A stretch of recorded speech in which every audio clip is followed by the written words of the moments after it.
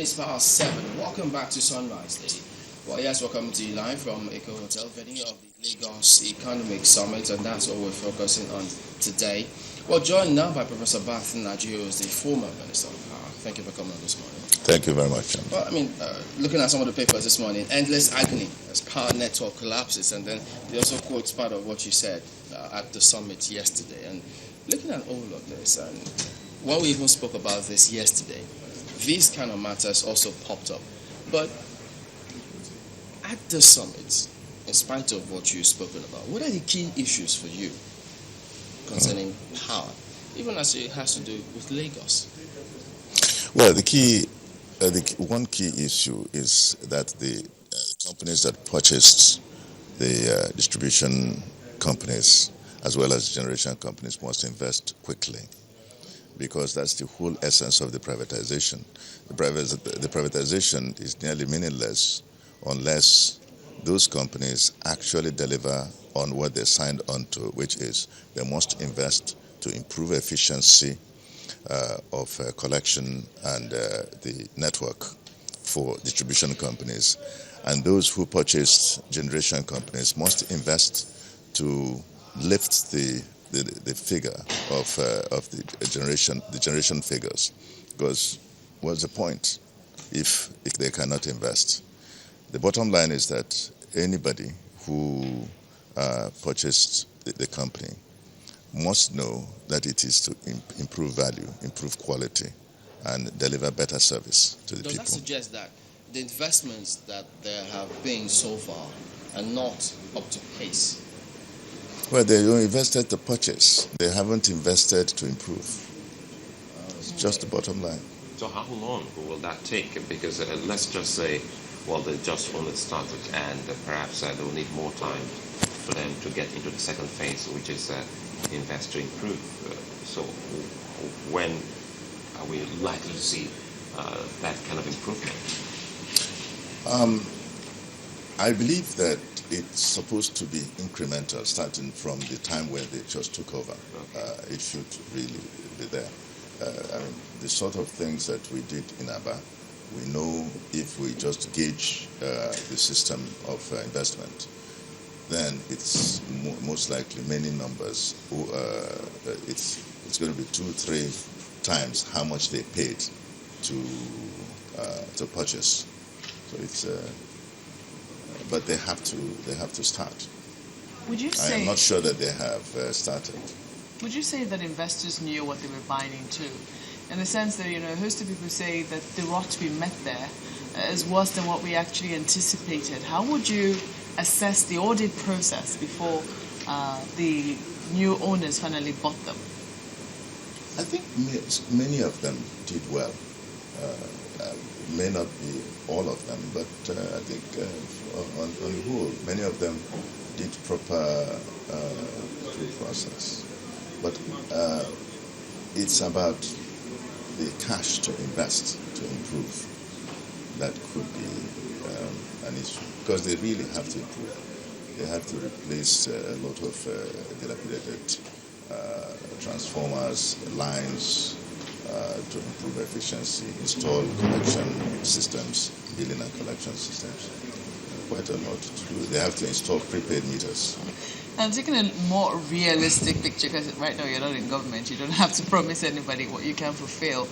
Taking a more realistic assessment of what we have on ground, with your knowledge as a former Minister of Power, how long would you say that it would take for the average Nigerian to be able to feel the impact of what has been done so far? Depends on the area. Okay. In Lagos, it could be quick. It could be in a year. People should begin to feel. The only problem is the generation component, because power has to actually be available. Although power, they are generating plants in place. If they have fuel, then they would be able to deliver power as quickly as possible to Lagos. Certainly Lagos with 1,000 megawatts is not a start at all.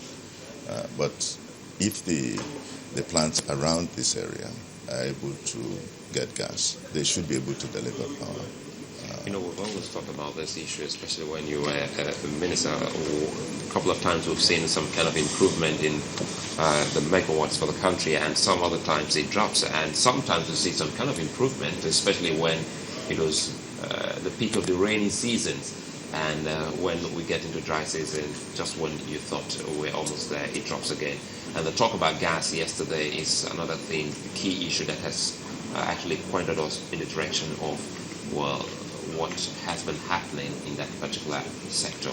How would you say we have been able to fare, knowing that there must be some kind of collaborative effort with some agencies of government in the production or distribution of gas to power some of these turbines? Well, gas production, I think vandalism has a lot to do with why we don't have gas. But certainly, gas infrastructure needs to be, we need to invest more in gas infrastructure. And we need to be able to monitor the lines better. I think if we are able to do both, we should be able to have more reliable gas delivery. The country really, when our calculation that time was that we need about 7 BCF of gas. We're just above 1 BCF now, so the gap is quite wide. And so it requires tremendous investment, both on the side of government and IOCs to do this. Electric, Hydro has a limit. Good. I wanted us to look Okay. more on Well, that. the hydro has a limit. After Mambila and Zungeru, there's really no other big hydro that we're working on. And so we have to understand that as a country, that where the success stories will come will be from gas-fired plants and coal-fired plants. Cool. Yes. We're not making use of that. Well, we are not yet, but we should. Do we still have them in large deposits? Now, a while ago we were talking about the resources. For instance, in Enugu, do we still have coal there? We have plenty of coal in Enugu, we have in Benue, we have in Kogi, we have in Gombe. Yes. So why aren't we using all of this to solve this problem that we all know that is a national issue? A bit of lethargy, so we need to get moving on these. There can also come the concern, because right now you've talked about coal, and much as a lot of Nigerians really want electricity, we're already having it at a cost right now, to our health and, to the environment as well. Do you think that that's something that should also be a consideration, getting not just energy, but clean and safe energy? Well, if you look at the big countries of the world, America, China, Britain, the percentage of coal-fired plants is nearly 50%, in some 40, 50, 60%. And so people can't tell Nigeria, you should be very clean and be tree huggers here, while they are powering their economy with coal. So it's just not unacceptable. I think Nigeria, we have to willfully just go about doing this and invest in coal-fired plants. South Africa just did it. They went through the process, 4,000 megawatts of coal-fired plant in South Africa. We should be able to do something like that. And people shouldn't the country itself shouldn't be so concerned about whether the World Bank will accept the coal-fired plants. Is this about the World Bank or about people who are just generally worried about the environment? No, actually, let me just be. The quality of coal we have in Nigeria is very good. That's very good. Low sulfur. Okay, so high calorific value. That is very, very important. That's better than what is the sort of coal in other countries. So I believe that we can actually have coal-fired plants that are not great pollutants to the environment. Is geometric power good? Are you doing anything about using or having this coal-fired plants as well? We're thinking about it, but what we are doing is more of gas right now. But we still have this challenge about gas. I mean, yet we've got predominantly thermal-fired plants in this country. How do you see us overcoming all of this? These teething problems that we've got? I think the private sector, well, two things. One, the bill, the PLB bill, needs to be advanced, progress, so that we actually have a way for private sector to play. But there is somewhat no real limit to private sector participation in gas production now. And so the more private sector can get in, the better it is for people to have access to gas. And it's beginning to happen. And it has to do with pricing. Pricing is the linchpin. What we did in government was to lift the price of gas to power from 10 cents per 1,000 standard cubic feet to $1.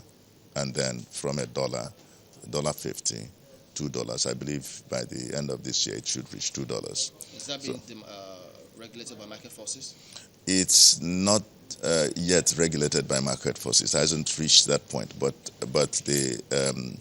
it's the Gas Aggregation Company of Nigeria and Nigerian National, the Ministry of Petroleum, Ministry of Power. They all took a decision that we should get the price of gas to beyond the transfer price for liquefied natural gas, because there is, so that it is anybody who is selling gas would not care whether he's selling to liquefied natural gas processors or whether he's selling to power. And that's very critical. And because of that, a lot of people are beginning to get into gas sale and production.